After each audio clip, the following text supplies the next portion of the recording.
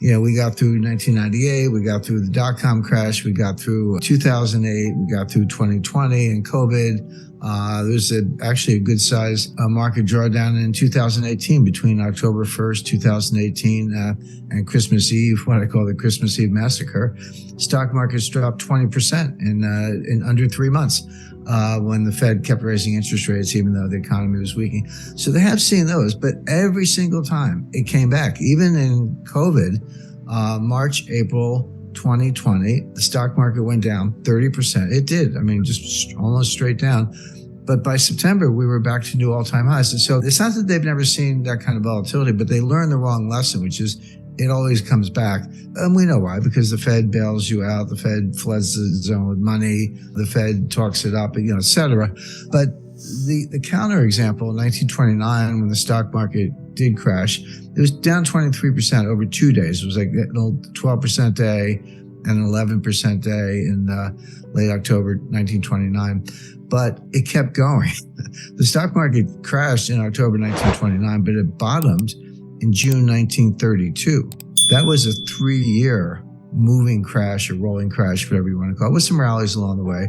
And the total damage was over 80%, not 30%, not 40%, down 80%. And what people don't know, many people don't know, is you said, okay, then it rallied in 1933 and 1934. The Fed messed up again and blundered again, as they usually do, in 1937 and threw us into a double dip.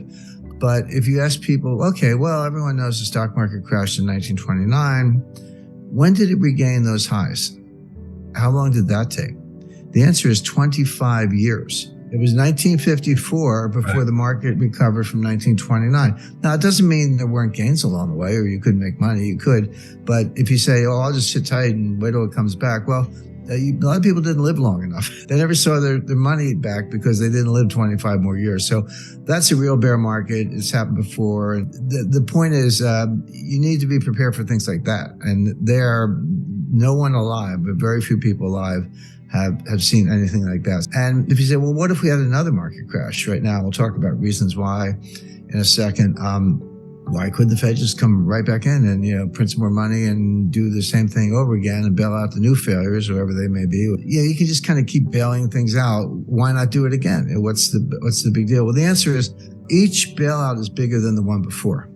And that's the point. You can go all the way back, 1994, Mexico, 1998, Russia, LTCM, 2000, dot-com, 2008, Lehman, 2020, pandemic. And they do bail out, but each one's bigger than the one before. I mean, we threw out $6 or $7 trillion of new debt on top of a $1 trillion a year baseline, $7 trillion in new debt to kind of dig our way out of 2020. So there is a limit. There comes a time when it's like, hey, this bailout is going to be 20 trillion, sorry, that check's too big. We're going to have to let some things fail. So what could happen? The first thing on my list is we're heading for a very severe recession. I just want to kind of explain briefly the dynamics of that. So the Fed's raising interest rates. We know that. They started, so it wasn't that long ago, but March 1st, 2022, the Fed policy rate was zero. It was 0%. People remember Paul Volcker. Oh, Paul Volcker raised interest rates to 20%. Well, he did, but so far Powell hasn't raised them as high, but he's raised them fast. I mean, even when Volcker was working his way to 20%, it took 3 years from 1979 to 1982. So Powell's plan is clear because he's told us.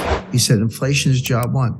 It's not that we don't care, but unemployment is going to go up. We're going to have a recession. He doesn't use the R word, by the way, but it's implicit in everything he says. We are going to have a recession. Unemployment is going up. And too bad. It's kind of too bad because we got to get inflation under control. And so the Fed is in search of something that they call the terminal rate. What's the terminal rate?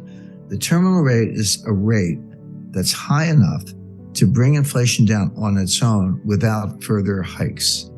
So it doesn't have to be higher than inflation. It has to be high enough to cause inflation to come down to the Fed's goal of 2% without hiking more. And when they get there to that terminal rate, they'll sit tight. They call it the pause. And the pause could be a year. And Powell said this. Again, this is right out of his script. So Powell's in search of the terminal rate. By the way, if you said to me, hey, Jim, what's the terminal rate? I would answer truthfully. I would say, I don't know, but neither does Jay Powell. Jay Powell doesn't know what the terminal rate is. He's kind of saying, we'll know it when we see it, but we're not there yet, and we're going to keep going. And they have what they call the DOTS, silly name, but the members of the Board of Governors and the Federal Reserve Bank presidents give estimates, or their estimates of unemployment, inflation, growth, and interest rates for the next 3 years. And they put them as dots on a chart, so they call it the dots. And then, Wall Street gets the dots. They do a central tendency and regressions and all this stuff. One of the top Fed insiders, practically sits in Jay Powell's lap and has all the way back to Bernanke and Yellen, told me personally, he said, inside the Fed, they regard the dots as a joke.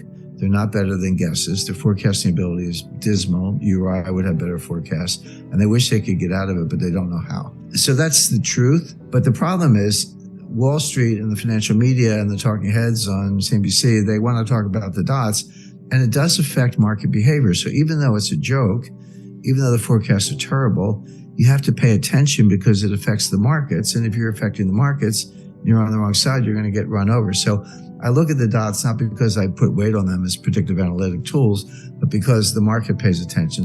The market says, hey, inflation's already coming down. And so the market says, hey, you did it. You're already there. Inflation's coming down. Why don't you stop? And by the way, you're going to get the message. The economy's going to be slowing down. Inflation's going to be coming down. And then you're going to cut rates. This is the famous pivot. Whenever you hear of the Fed pivot, that's when the Fed turns around and starts cutting rates instead of raising them. And that'll be just in time, and growth will slow, but it won't be too bad. And we'll come in for a soft landing. And this is the Goldilocks scenario.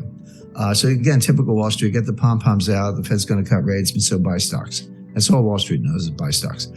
But the conundrum is inflation coming down because the Fed is still hiking, or is inflation coming down because they're at the terminal rate? Well, we don't know. It's kind of hard to sort those things out. Powell would say, yeah, it's coming down. I know that, of course, but it's because I'm hiking and I'm going to keep doing it. My view is, no, you actually did it. It's mission accomplished. You just don't know it. That means, as usual, they're going to screw it up. They're going to blunder. They're going to go too far. And it's not going to be a mild recession. It's not going to be Goldilocks. In this version, Goldilocks gets eaten by the bears.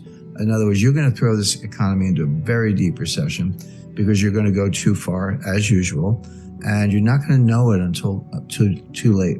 By the time you realize it's mission accomplished, you will have gone too far, too long, rates are going to be too high, and it's not going to be a soft landing. If Wall Street's talking up the stock market based on the soft landing Goldilocks scenario, but Powell's going to stick to his guns and raise rates too high, that's going to cause stocks to crash very severely, very suddenly. If the market were adjusting, say, yeah, Powell means it, it's going to keep, we ought to come down a little bit, that would be one thing, but that's not what's happening. The market's trying to rally. Powell's warning people what's going to happen. They're not listening, and it is going to happen.